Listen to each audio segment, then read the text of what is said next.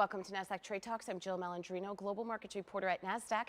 Joining us for this segment, we have Jay Gragnani, head of research and client engagement over at Nasdaq Dorsey, Wright. We're going to take a look at why sector selection is key to one's portfolio. Jay, it's great to see you back at MarketSite. Great to be here. Welcome to Trade Talks. And why is evaluating sectors so important when you're enhancing portfolio returns over time? Sure. Well, you think about sectors and you think about technology, you think about energy, you think about utilities, and, those big sectors out there in the marketplace. And if we go back and just look historically at sectors, there are large dispersions of return over time between different sectors. And essentially, on average, there's about 38% difference between the best and the worst performing sector every single year. What does that mean? Why is that important? Well, that dispersion creates a ton of opportunity or a ton of potential for investors to find and seek excess return. If you think just this year, there's a 45% difference between the best performing sector, which is energy, and the worst performing sector, which is utilities. You go back historically, energy has been the worst for 6 out of the past 7 years prior to this year. And you get into a year like now, or any market environment, where the S&P 500 is about 28% technology. So if technology does well, consumer discretionaries, if they do well, those are really big sectors that make up big chunks of the S&P. But energy is only about 2% of the S&P. And so if you have the ability to go out and evaluate sectors, you can identify some of these big sector trends that persist, and they can persist for many, many years.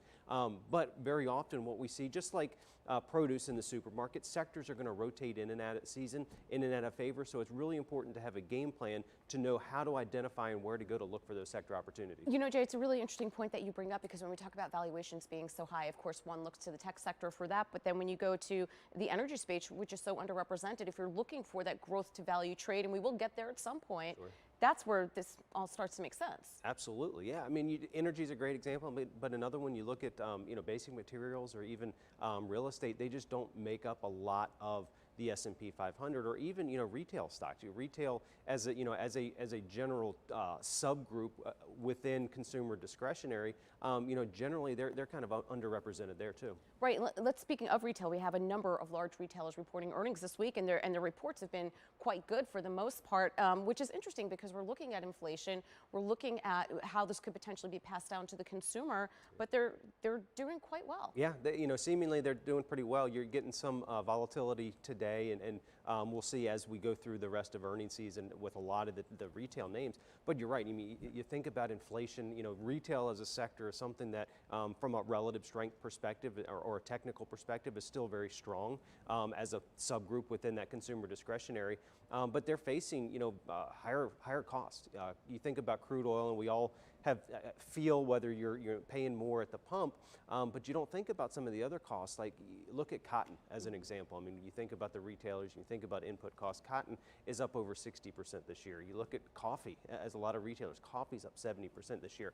And so you just look across the board, and it's been very, very interesting to see how these retailers and how some of these apparel stocks have seemingly kind of shaken off some of that, the cost increase that they're seeing here, and you're certainly seeing that play out in the market. But like we said, retail as a sector, as a subgroup, is something that is still strong from a technical perspective. Yeah, and I think it's going to be interesting when we look at retail the following quarter, when this kind of all catches up to the consumer. I feel like there's a lot of pent-up demand now, because we really didn't have that holiday feel last year.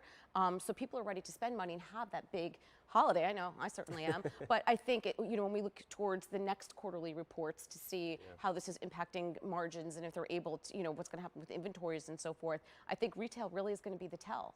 It is. Yeah, you're absolutely right. I mean, you're seeing some of the reports now, names reporting today that they're seeing a much higher in-store sales traffic versus, last year was almost all online. And so that, as the holiday season shopping really kicks off, well, next week being Thanksgiving and Black Friday coming, it's going to be here soon. 2021 went really quick. Jay, great to see you as always. Thanks for joining us on Trade Talks, and thanks for joining me. I'm Jill Malandrino, Global Markets Reporter at Nasdaq.